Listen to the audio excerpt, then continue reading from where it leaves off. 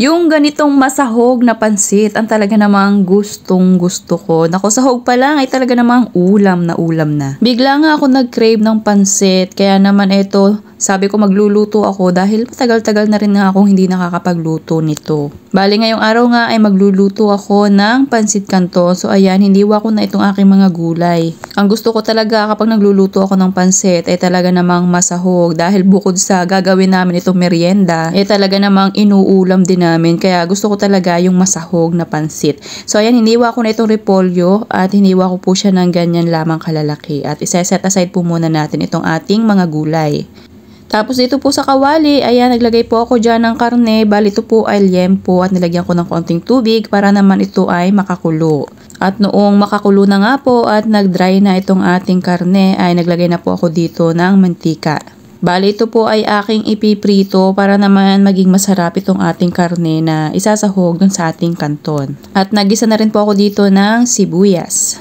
At syempre, after po natin magisa, isusunod na rin po natin dito yung ating bawang. Halu-haluin po lamang hanggang sa bumango itong ating sibuyas at bawang. Tapos, ilalagay po natin dito yung aking mga hiniwa kaninang gulay. Bali yan ay ating igigisa kasama po ng karne.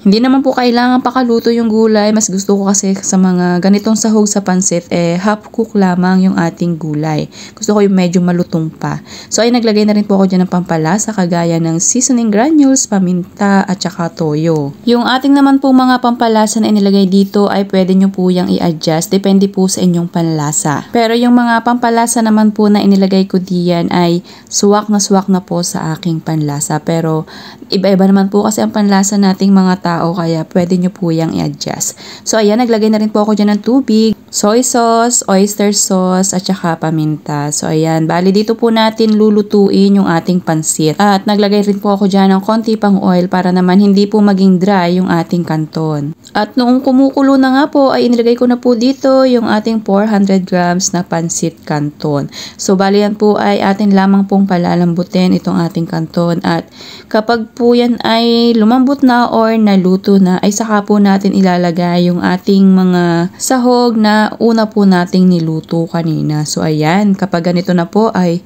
pwede na po nating isama dito yung ating sahog. So ayan, o diba, itsura pa lang, talaga namang matatakam ka na at napakabango din naman talaga. So ayan, after po nyan, pwede nyo na po yung hanguin at syempre, pwede nyo na po yung iserve.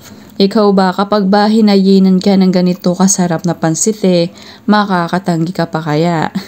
Nako, kapag niregaluhan ako ng ganito kasarap na pansit, tuwang-tuwa na ako at talaga namang masigit pa ito sa kung anumang regalo.